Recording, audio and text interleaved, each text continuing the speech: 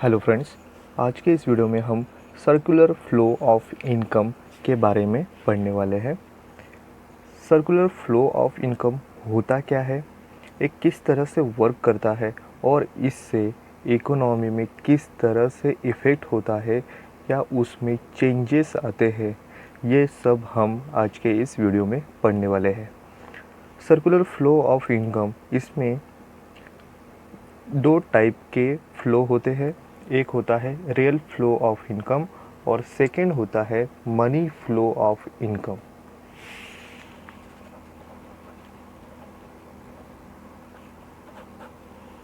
इसमें फर्स्ट होता है रियल फ्लो ऑफ इनकम और जो सेकंड होता है वो होता है मनी फ्लो ऑफ इनकम।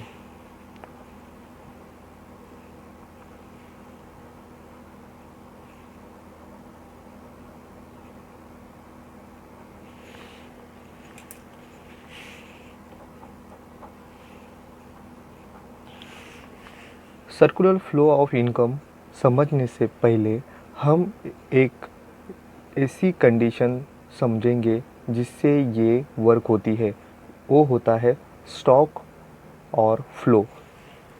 ये स्टॉक और फ्लो होता क्या है?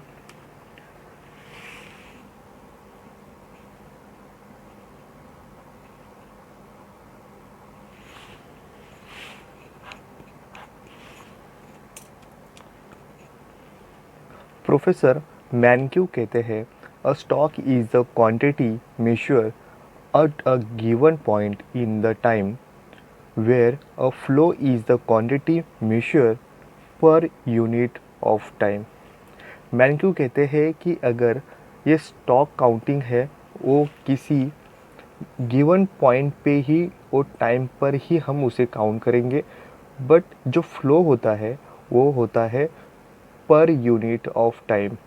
पर यूनिट टाइम में किस तरह से क्वांटिटी में चेंज आएगा, जिससे ही हम फ्लो कहेंगे।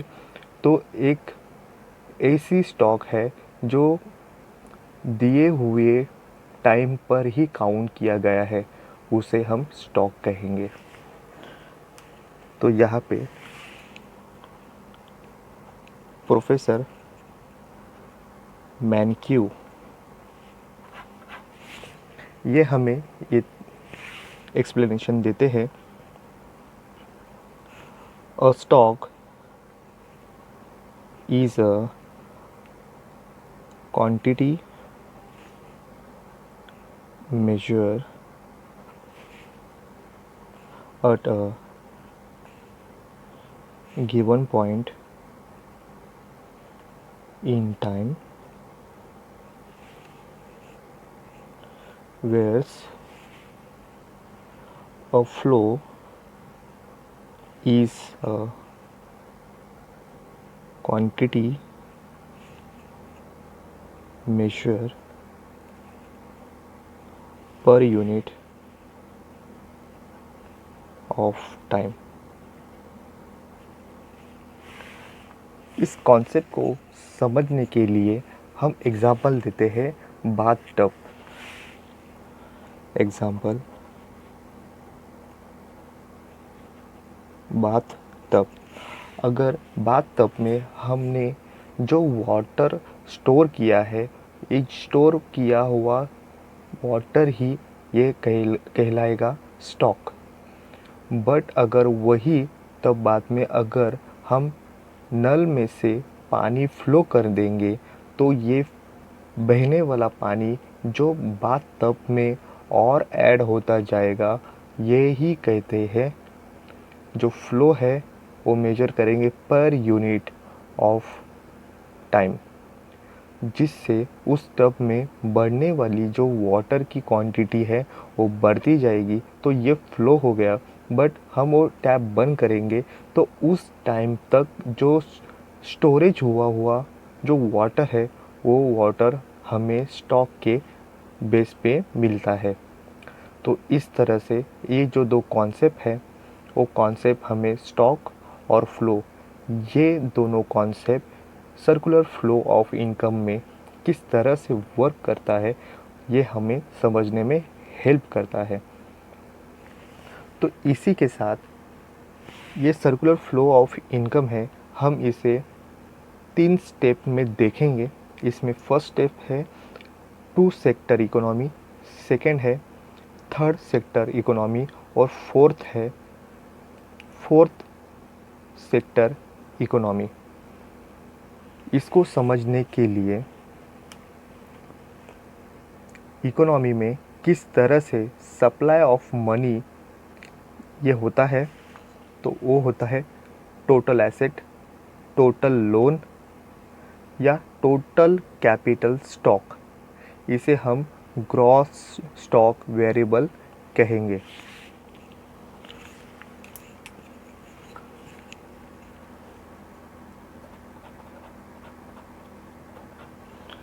तो इसमें ग्रॉस स्टॉक ऑफ वेरिएबल, तो इसमें आएंगे टोटल एसेट,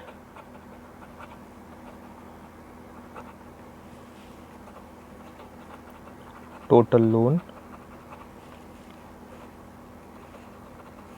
टोटल कैपिटल। इन सब को हम ग्रॉस स्टॉक वेरिएबल कहेंगे, जो इसे स्पेसिफिक पॉइंट इन टाइम कहते हैं। इस तरह का इसका रिलेशनशिप बताया जाता है। तो इसको हम कहेंगे स्पेसिफाइड पॉइंट इन टाइम। तो जो टोटल एसेट है वो किसी इंसान के पास काउंटिंग किया हुआ एसेट ही होता है। उसमें अगर काउंट बढ़ता है वो एक अलग बात होती है, पर अगर किसी इंसान के पास उसकी टोटल एसेट एक काउंटिंग के हिसाब से ही वो बताएगा। उसने अगर किसी लोन लिया है तो वो एक टोटल लोन ही बताएगा। इसी के साथ अगर उसके पास कुछ कैपिटल है तो वो टोटल कैपिटल उसके पास कितना है, स्पेसिफिक पॉइंट इन टाइम में कितना बना है, यही बताता है।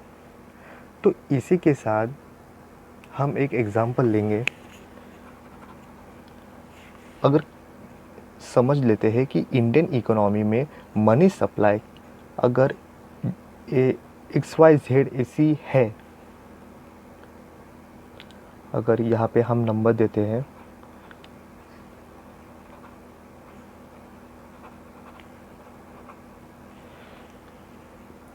यहाँ पे नंबर दिया है 7,36,344 करोड़ रुपीस में है। तो ये जो मनी सप्लाई है वो ऐसे टाइम पे इतना है। तो इससे किसी ऐसी मीनिंग तो नहीं होती और ना ही ये सेंटेंस ये मीनिंग बताता है कि कितना मेंशन वो टाइम पे है। बट अगर इससे हम डेट दे देते हैं, अगर हम बता देते हैं कि ये 23 दिसंबर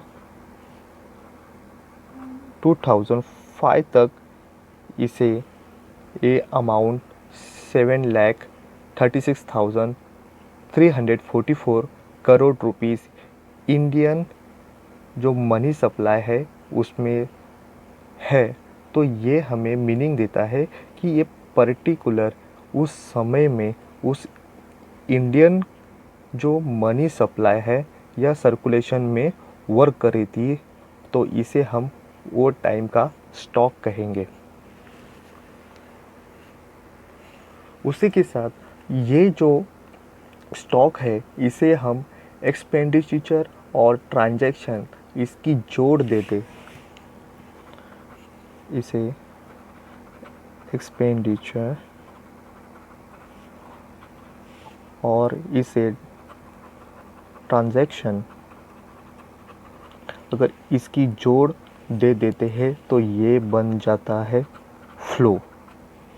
क्योंकि जो हमारे पास स्टॉक है, इतना स्टॉक हम अज्यूम कर लेते हैं कि वो पर्टिकुलर इंडियन करेंसी मार्केट में घूम रही है, इसमें इतना स्टॉक है, अगर वो घूमती है, उसको एक्सपेंडिचर और ट्रांजैक्शन की जोड़ मिलती है तो वो बन जाएगा, जो लोगों की लेन देन बढ़ेगी तो ये जाहिर सी बात है ये अमाउंट भी बढ़ेगी।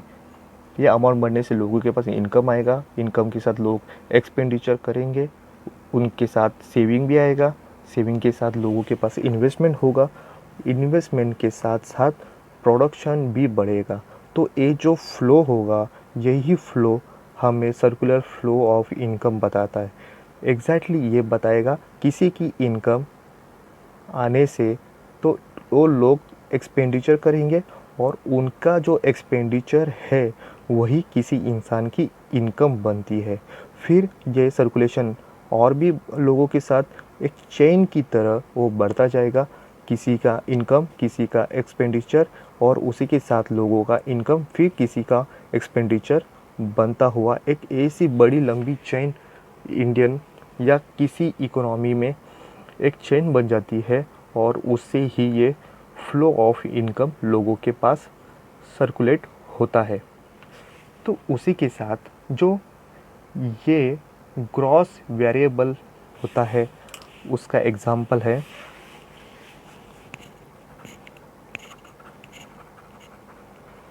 Gross variable.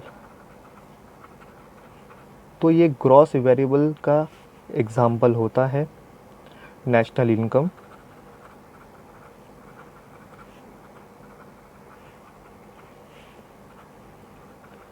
Saving, consumption,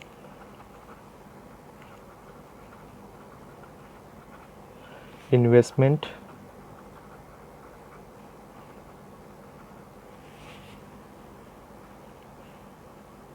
total profit.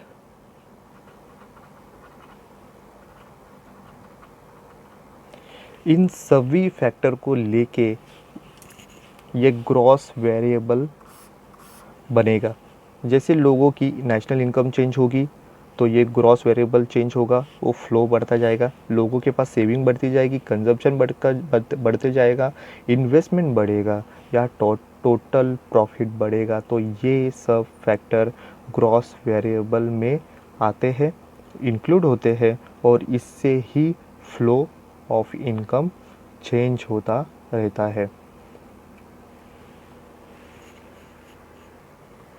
इसी के साथ हम हमारे मेन टॉपिक पे आते हैं, जो सर्कुलर फ्लो ऑफ इनकम। इसके दो टाइप्स होते हैं, एक होता है real flow of income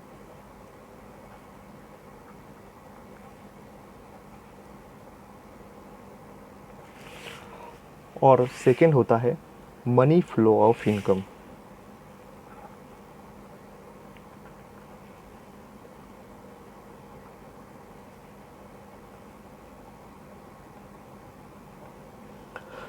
real flow of income में उस इकोनॉमी में जितने गुड्स एंड सर्विस प्रोवाइड होते हैं उसे कहते हैं रियल फ्लो ऑफ इनकम।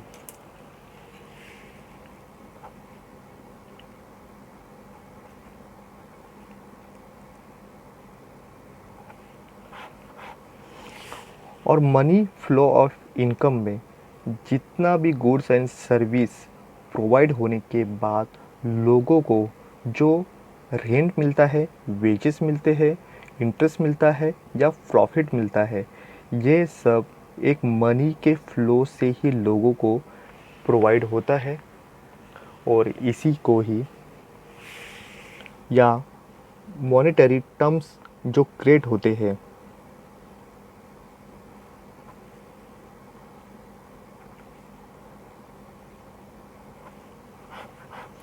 उसे ही मनी फ्लो ऑफ इनकम कहा जाता है। इन शॉर्ट हम ये कहेंगे कि जो इकोनॉमी में इनकम और एक्सपेंडिचर, इसमें जो सर्कुलेशन फ्लो होता है इसे ही सर्कुलर फ्लो ऑफ इनकम कहा जाता है। तो इसमें रोल निभाते हैं saving, investment,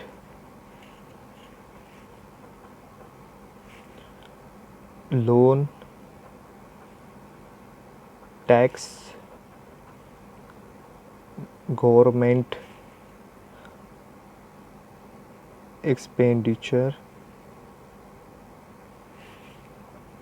bonds, export, import,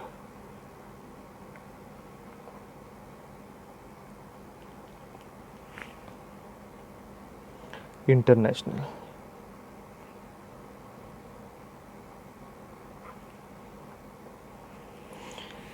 ये जो फैक्टर या गुड्स एंड सर्विस लेने के लिए या मॉनेटरी टर्म्स क्रिएट करने में जो फ्लो होता है या लेन देन होता है, उससे सेविंग बढ़ेगी, इन्वेस्टमेंट होगा, लोगों के पास लोन होगा, गवर्नमेंट उनसे टैक्स लेगी या गवर्नमेंट एक्सपेंडिचर करेगी लोगों के लिए, मार्केट में बॉन्ड्स मिलेंगे या ट्रेड से या इंटरनेशनल ट्रेड से एक्सपोर्ट इंपोर्ट जो रोल निभाएगा, इससे ही उस इकोनॉमी में circular flow of income create होगा। तो इसमें हमारा जो फर्स्ट पॉइंट है वो हम देखेंगे, circular flow of income two sector में कैसे वर्क करता है इन टू सेक्टर इकोनॉमी। यहाँ पे हम अज्यूम कर लेते हैं जो हमारा जो फर्स्ट सेक्टर है वो है हाउस होल्ड, और जो सेकेंड है वो है प्रोडक्शन सेक्टर।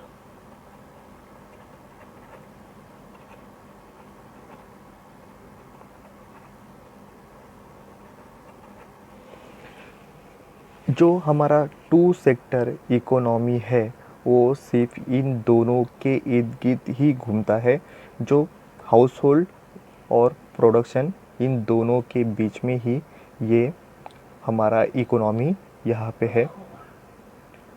हमारा जो ये इकोनॉमी है टू सेक्टर का, उसमें हम अज्यूम कर लेते हैं कि यहाँ पे क्लोज इकोनॉमी वर्क करती है।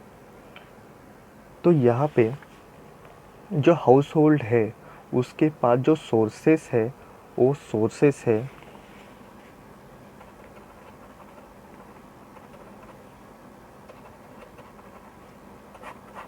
उसके पास सोर्सेस है लैंड, लेबर, कैपिटल और इंटरप्रेन्योर। ये चार सोर्सेस जो हाउस होल्ड के पास होते हैं, या वो सोर्सेस वो प्रोडक्शन सेक्टर को अगर देता है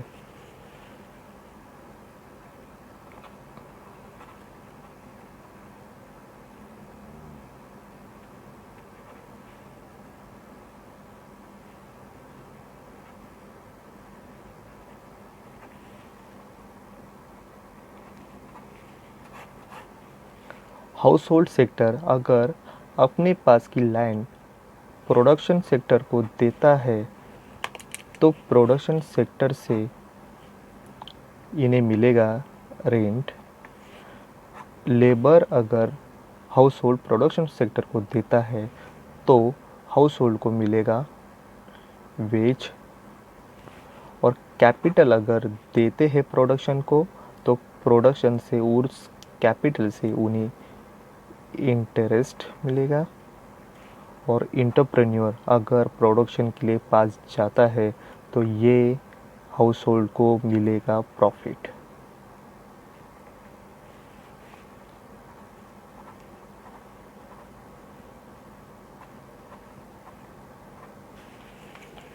तो इन शॉर्ट ये हमें एग्जैक्टली ये बताता है कि हाउस होल्ड सेक्टर डिपेंड है प्रोडक्शन सेक्टर को, और प्रोडक्शन सेक्टर डिपेंड है हाउस होल्ड के रिसोर्सेस सेक्टर या फैक्टर को। तो यहाँ पे ये हमें कहता है जो प्रोडक्शन ग्रुप है वो सेल करेगा, वो जो प्रोडक्शन देगा वो प्रोडक्शन हाउस होल्ड को सेल करेगा, और जो प्रोड्यूसर है वो हाउस होल्ड के पास जो सोर्सेस है वो अपने पास लेगा। तो यहाँ पे हम देखते हैं कि प्रोडक्शन फैक्टर जो बाय करेगा हाउस होल्ड से और जो फ्लो होगा वो प्रोडक्शन सेक्टर के पास जाएगा। तो इन शॉर्ट ये हमें टू सेक्टर ये हमें कहता है कि अगर हाउस होल्ड के पास जो लैंड है अगर वो प्रोडक्शन सेक्टर लेगा तो ये प्रोडक्शन सेक्टर उसे लैंड के बदले रेंट देगा। तो हाउस होल्ड के पास जो लेबर है अगर वो लेबर प्रोडक्शन फंक्शन यूज़ करता है तो उसे प्रोडक्शन सेक्टर को हाउस होल्ड को वेजेस देना पड़ेगा। या हाउस होल्ड के पास जो कैपिटल है अगर वो यूज़ होता है प्रोडक्शन सेक्टर को तो कैपिटल के बदले उन्हें यूज़ करने का उनको इंटरेस्ट देना पड़ेगा। अगर इंटरप्रेन्योर प्रोडक्शन सेक्टर अगर यूज़ करता है तो उसके बदले उनको यहाँ पे प्रॉफिट मिलता है। मीन्स दोनों एक दूसरे पे यहाँ पे डिपेंड है। हाउस होल्ड प्रोडक्शन को डिपेंड है और प्रोडक्शन सेक्टर हाउस होल्ड के रॉ और मटेरियल या सोर्सेस पे डिपेंड है। तो यहाँ पे और एक बात यहाँ पे होती है, जो प्रोडक्शन सेक्टर जो प्रोड्यूस करता है वो जो प्रोडक्ट यहाँ पे हाउस होल्ड खरीदता है और जो खरीदने के बाद उसके पास जो इनकम है वो इनकम प्रोडक्शन सेक्टर के पास जाती है। और प्रोडक्शन सेक्टर जो अपनी प्रोडक्ट जो बनाता है वो प्रोडक्ट सिर्फ हाउस होल्ड के लिए ही बनाता है।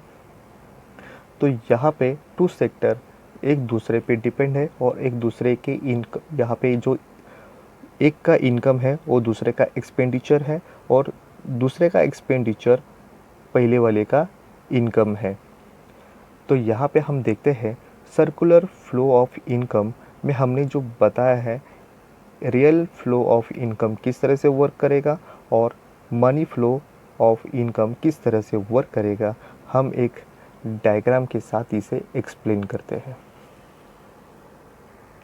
तो यहाँ पे हम देखते हैं रियल फ्लो ऑफ इनकम किस तरह से वर्क करता है। तो यहाँ पे है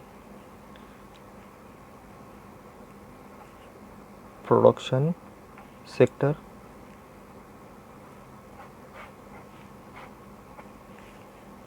और यहाँ पे है हाउस होल्ड सेक्टर। अब ये एक दूसरे को किस तरह से डिपेंड है ये हम देखेंगे।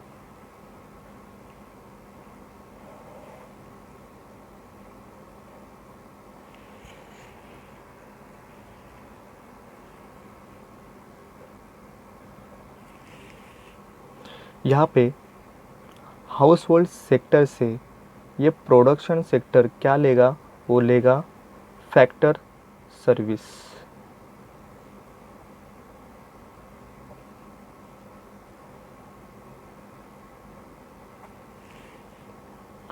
और जो प्रोडक्शन सेक्टर है वो इनको देगा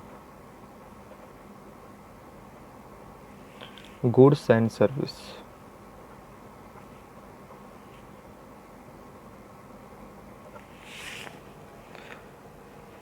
तो ये दोनों भी फ्लो है वो है रियल फ्लो। तो ये दोनों कैसे वर्क करेगा, हाउस होल्ड के पास जो फैक्टर सर्विस है वो प्रोडक्शन को देगा और प्रोडक्शन वो यूज़ करने के बाद जो प्रोडक्शन क्रिएट करेगा तो वो प्रोडक्शन गुड्स एंड सर्विस के थ्रू फिर हाउस होल्ड सेक्टर के पास जाएगा। तो अब हम यहाँ पे देखते हैं मनी फ्लो ऑफ इनकम। अब ये किस तरह से वर्क करेगी, तो यहाँ पे हम लेंगे प्रोडक्शन सेक्टर और यहाँ पे हम लेंगे house hold sector.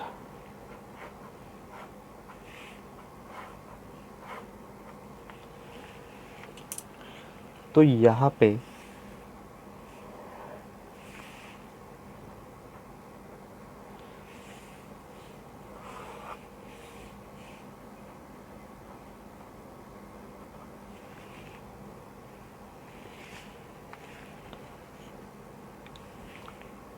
Money of flow of income में दो सेक्टर है, एक है प्रोडक्शन सेक्टर, सेकंड है हाउस होल्ड सेक्टर। तो यहाँ पे जो प्रोड्यूसर या प्रोडक्शन सेक्टर वो जो फैक्टर यूज़ किया है तो उसके बदले जो देगा वो है फैक्टर पेमेंट।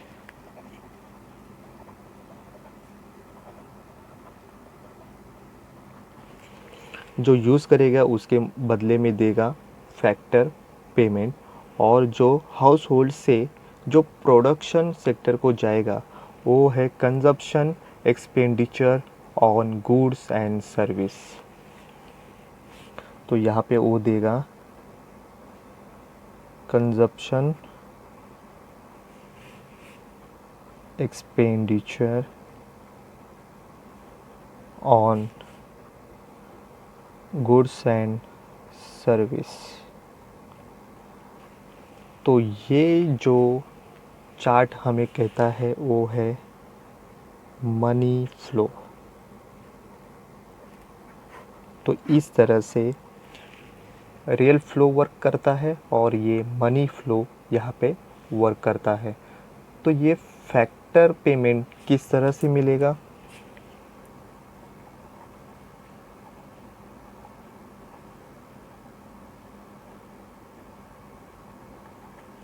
तो ये फैक्टर पेमेंट लैंड से रेंट, लेबर से वेजेस, कैपिटल से इंटरेस्ट और जो इंटरप्रेन्योर है उससे प्रॉफिट। तो इस तरह से दोनों जो सेक्टर है वो एक दूसरे की जो इनकम बनते हैं या एक दूसरे का एक्सपेंडिचर बनते हैं। इस तरह से टू सेक्टर में यहाँ पे हमें फ्लो जो इनकम है वो किस तरह से घूमता है वो दिखाई देता है।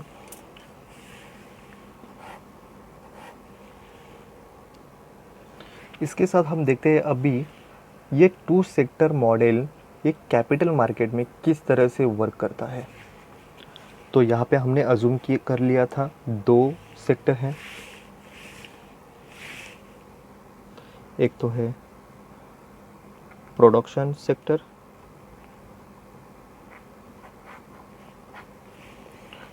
दूसरा है हाउस होल्ड सेक्टर।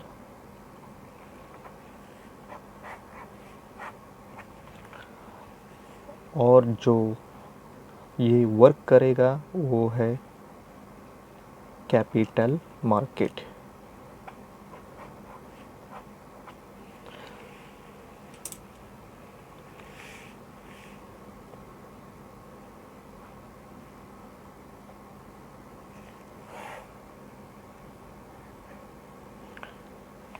तो यहाँ पे जो हाउस होल्ड सेक्टर है वो प्रोडक्शन सेक्टर को देगा फैक्टर सर्विस।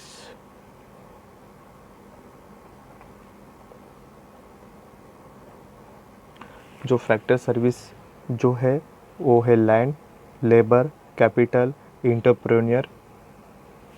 इस तरह के जो फैक्टर है वो यहाँ पे सर्विस प्रोडक्शन सेक्टर लेगा।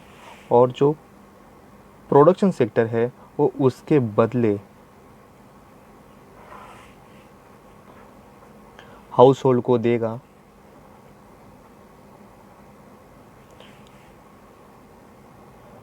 Goods and service.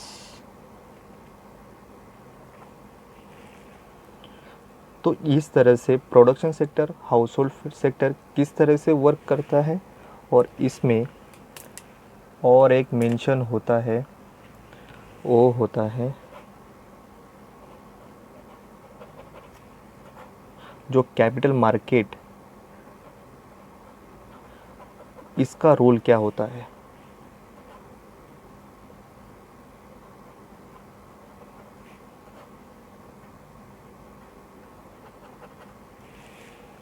तो यहाँ हाउस होल्ड सेक्टर है जो अपनी इनकम है, इस इनकम से वो कुछ सेविंग करेंगे, जो सेविंग करेंगे वो इन्वेस्ट करेंगे कैपिटल मार्केट में।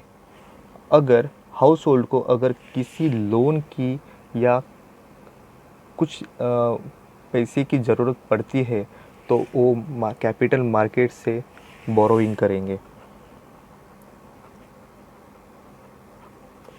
उसी के साथ अगर प्रोडक्शन सेक्टर अपना जो प्रॉफिट है उसमें से वो कुछ सेविंग करेंगे और उनको इन्वेस्टमेंट के लिए कुछ अगर पैसे की ज़रूरत पड़ती है तो वो कैपिटल मार्केट से बोरोइंग करेंगे।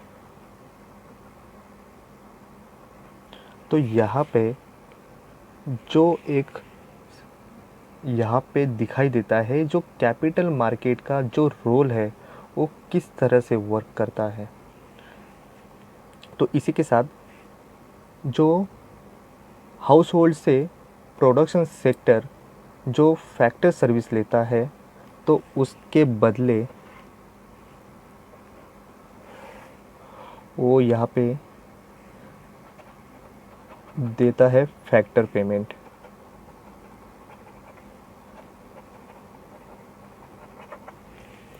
और जो production sector goods and service देता है तो उसके बदले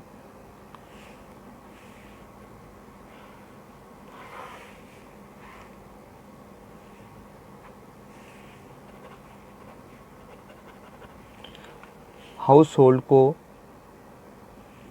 गुड्स एंड सर्विस देने से हाउस होल्ड से प्रोडक्शन सेक्टर को आता है consumption expenditure on goods and service.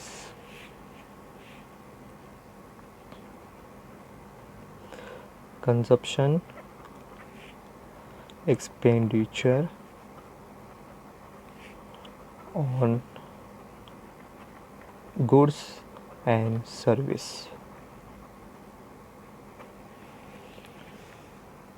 तो इस तरह से ये टू सेक्टर मॉडल किस तरह से वर्क करता है ये हम देख के कुछ अजम्पशन है वो हम देख लेते हैं।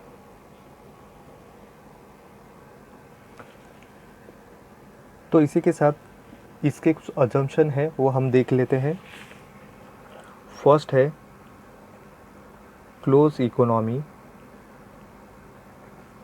इन two sector and three sector. Second है open economy working under four sector. First तो हमने देखा जो टू सेक्टर और थ्री सेक्टर ये वर्क करेगा क्लोज इकोनॉमी में, और जो फोर्थ या फोर सेक्टर इकोनॉमी वर्क करती है ओपन इकोनॉमी में। नेक्स्ट है the income from the production sector to the household sector is fully spend by the household sector on the purchase of the goods produce by the production sector. हम लिख लेते हैं the income from the production sector to the household sector is fully spent by the household sector on the purchase of goods produced by the production sector. तो यहाँ पे कहना चाहते हैं कि जो इनकम जनरेट होगी प्रोडक्शन सेक्टर से वो हाउस होल्ड पूरा का पूरा यहाँ पे स्पेंड करेगा, और उसी तरह से जो हाउस होल्ड सेक्टर से जो परचेसिंग होती है वो जो सेक्टर है प्रोडक्शन वो उसका प्रोडक्शन के लिए यूज़ करेगा। नेक्स्ट है production sector produce enough good to sell this goods and their the owners do not change the subject list. मतलब जो प्रोडक्शन सेक्टर जो प्रोड्यूस करेगा वो इनफ ऐसा goods and service product produce करेगा, और उसमें उसकी जो लिस्ट है प्रोडक्शन की उसमें कुछ भी चेंजेस नहीं होंगे। Production sector produce enough goods to sell this goods and their owners do not change the subject list। यहाँ पे नेक्स्ट है the balance of the income in the production sector is not a keep as the balance of the income. The production sector get all the revenue from the sale of the goods and service to the household sector.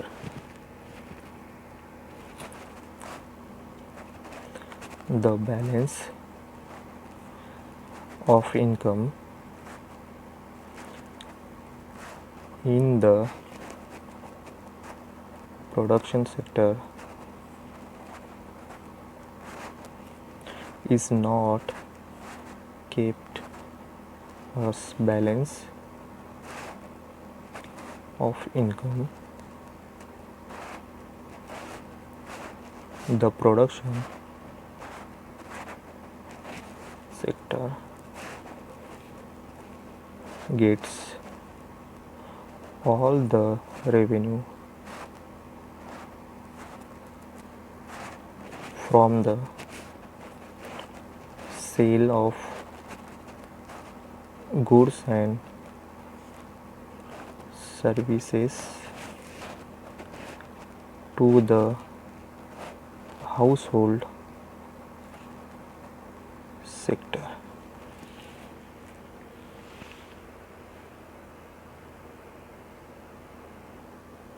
Means यहाँ कहना चाहते हैं जो production sector है उसको जो income आएगी वो इनकम सेविंग के मोड में नहीं जाएगी, और ये टोटली जो रेवेन्यू है जो प्रोडक्शन सेक्टर को मिला है वो फिर से जो हाउस होल्ड सेक्टर है उसके गुड्स एंड सर्विस के लिए ही यूज़ किया जाएगा।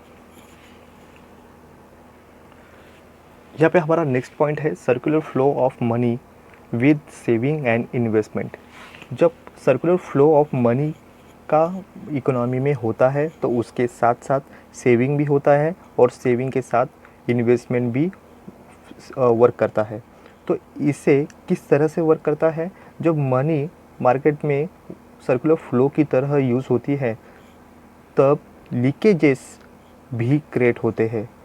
ये लीकेजेस क्रिएट होने के बाद फिर उसको कंट्रोल करने के लिए गवर्नमेंट को यहाँ पे इंजेक्शंस जो इंक्रीज़ करने के लिए देने पड़ते हैं। तो यहाँ पे जो सर्कुलर फ्लो है इनकम का, उसे इनकम जो सेविंग है उससे लीकेजेस बनेंगे, और जो इसको कंट्रोल करने के लिए गवर्नमेंट को जो कॉम्पेंसेशन देना पड़ेगा वो इंजेक्शन के थ्रू कुछ एक्सपेंडिचर करना पड़ता है।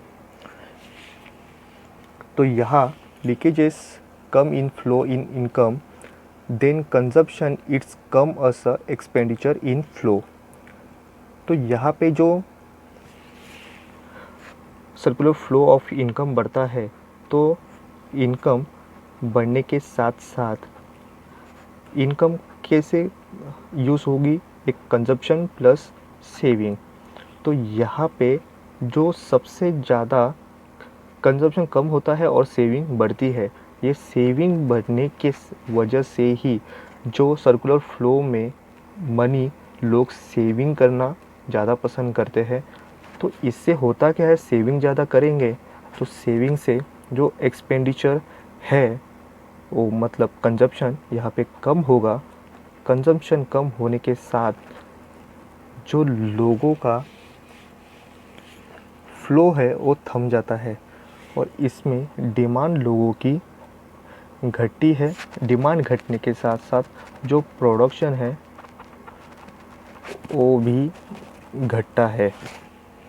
तो यहाँ पे ये जो सर्कुलर फ्लो है वो बढ़ाने के लिए गवर्नमेंट को कुछ एक्सपेंडिचर करना पड़ता है और ये एक्सपेंडिचर करने के लिए जो उनके पास जो सोर्सेस होते हैं वो सोर्सेस होते हैं टैक्स, जो हाउस होल्ड और प्रोडक्शन सेक्टर से लिया हुआ टैक्स।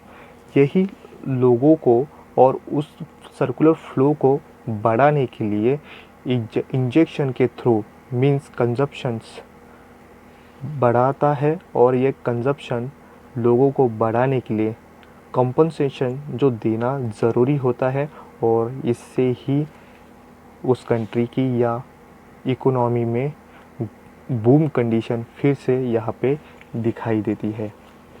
तो यहाँ पे जो लिंकेज है वो है सेविंग और जो इंजेक्शंस है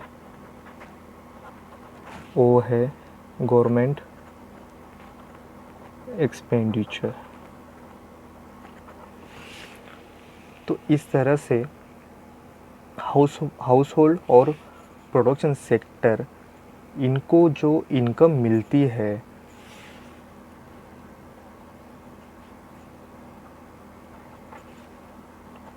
और प्रोडक्शंस,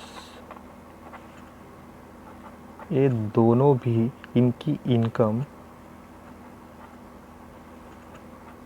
सेविंग करना पसंद करते हैं या ऐसी अमाउंट जो लोग अपने हैंड में यूज़ करना या होल्डिंग करना ज़्यादा पसंद करते हैं। तो इस तरह से production sector total income saving बढ़ाता है तो ये हाउस होल्ड भी अपनी कुछ फ्यूचर के नीड्स कंप्लीट करने के लिए सेविंग को कैप्चर करना पसंद करता है। उस तरह से जो हाउस होल्ड है और प्रोडक्शन सेक्टर है वो अपनी सेविंग कहाँ पे करेंगे, कैपिटल मार्केट। तो ये कैपिटल जो मार्केट है उसमें वो लोग बॉन्ड्स, शेयर्स, डिबेंचर्स, इन्वेस्टमेंट, इस तरह का जो कैपिटल फ्लो है अपने पास रखेंगे। तो इससे ही ये होता है कि इसमें जो इंक्रीज बढ़ता है इसकी वजह से ही सेविंग बढ़ता है।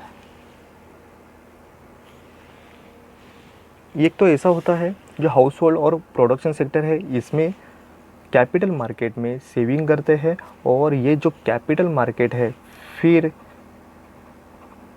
इन्हें हाउस होल्ड और प्रोडक्शन सेक्टर को लोन देता है या उनकी जो कैपिटल की जो यहाँ पे नीड है वो कंप्लीट पूरी करने के लिए एक ऐसा जो पैसा उनको देता है या उनको लोन देता है और उनकी ज़रूरतें पूरी करने के लिए ये circular flow of market income का यहाँ पे क्रिएट होता है और इसमें कैपिटल मार्केट यहाँ पे अपना इम्पोर्टेंस यहाँ पे क्रिएट करता है और अपनी वैल्यू यहाँ पे बढ़ाता है।